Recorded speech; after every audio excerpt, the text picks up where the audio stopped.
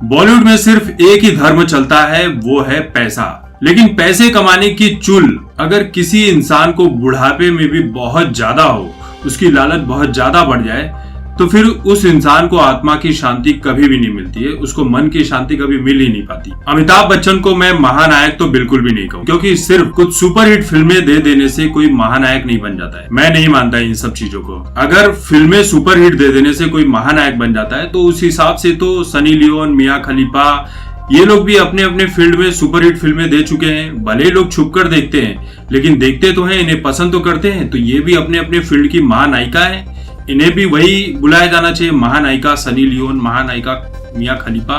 तो ये फिल्में कर देने से कोई महानायक नहीं हो जाता। महानायक लोग अपने कर्म से बनते हैं, अपनी बातों से, अपनी जुबान से बनते हैं। ऐसे लोग एक मिसाल होते हैं जिसे लोग फॉलो करते हैं कि हाँ, मैं अच्छे कर्म कर रहा हूं, मुझे फॉलो करो, मैं वाकई में तुम्हारा महानायक हूं।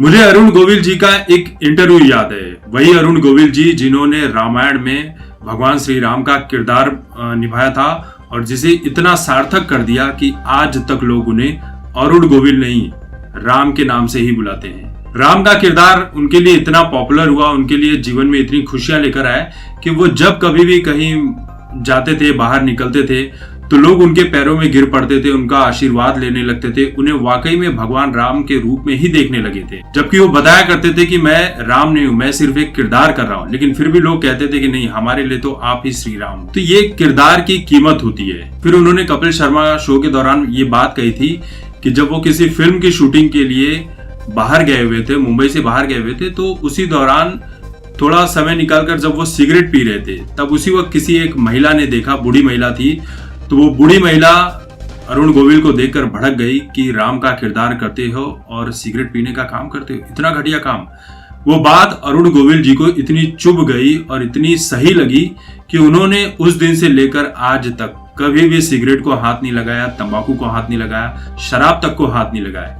ये होता है महानायक। लेकिन हम असली महानायक का खिताब उसे देते हैं जो निजी जिंदगी में भी और फिल्मी जिंदगी में भी नकली इंसान है। अब यहाँ पर इतना सब कुछ कहानी सुनाने की बात इसलिए हो रही है क्योंकि अमिताभ बच्चन जो है वो फिर से भी उसी राह पर निकल पड़े हैं जिस राह पर अजय देवगन, सलमान खान, संजय दत्त और शाहरुख खान निकलते, यानी कि पान मसाला का विज्ञापन करते हुए नजर आए हैं। कमला पसंद का विज्ञापन कर रहे हैं रणवीर सिंह के साथ, जिसे देखने के बाद जो उनके चाहने वाले हैं और जो चाहने वाले नहीं भी है, वो उनको जबरदस्त तरीके से ट्रोल कर रहे हैं कि ये है महानायक।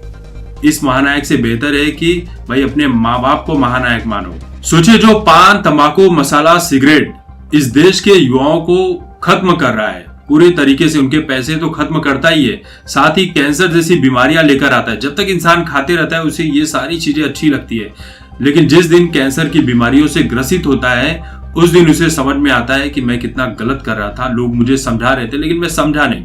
और अमिताभ बच्चन जैसे कलाकार का इस तरह के विज्ञापन में देखना बेहद शर्मनाक है। इस तरह के विज्ञापन भी इसलिए इस तरह के कलाकारों से कराए जाते ताकि जो लोग उन्हें अपना आइडल मानते, जो फॉलो करते हैं, वो भी ये कहें कि यार अमिताभ बच्चन खा रहे हैं तो मैं क्यों नहीं खा सकता, मैं भी तो खा ही सकता हूँ। ये वही अमिताभ बच्चन है जो पेप्सी का विज्ञापन किया करते थे और जमकर पेप्सियां पीते थे, बाद में इनकी अतड़ियां काटकर निकाल दी गई। लोग क्या बोल रहे हैं आप वो सुन लीजिए। किसी का ये कहना है कि जैसे जैसे ये इंसान बूढ़ा हो रहा है इसके भीतर की लालच बढ़ रही है और इंसानियत खत्म हो रही है। फिर किसी ने लिखा, क्या करे बेटा, कमाता ही नहीं है, इसलिए बाप को तरह तरह के गलत काम करने पड़ते हैं। किसी ने यह भी लिखा कि अमिताभ सर, आपको पैसे की दिक्कत है क्या जो आप गुटखा बेच रहे हैं। फिर किसी ने लिखा कि फिल्में नहीं चल रही तो ऐसा घटिया काम कर रहे हो। किसी ने लिखा कि अमिताभ बच्चन जी, कमला पसंद का ये विज्ञापन देखकर बड़ी निराशा हुई। आप जैसे स्टार्स पान मसाला के खिलाफ जागरूकता फैलाने के बजाय लोगों को इसे खाने के लिए प्रेरित करें, कम से कम आप तो ये नहीं करते। अब आप सोचिए, चेहरे फिल्म के दौरान जब वो रिलीज हो रही थी, जिसमें रिया चक्रवर्ती, अमिताभ बच्चन और इमरान हाशमी थे, जब वो फिल्म रिलीज हो रही थी तो उसे लेकर उस फिल्म के डायरेक्टर तरह तरह की बातें बोल रहे थे कि इस फिल्म में काम करने के लिए अमिताभ बच्चन ने 1 रुपया नहीं लिया है, मुफ्त में काम किया, यहाँ तक कि अपना ट्रेवल और होटल का खर्चा भी खुद ही उठाया।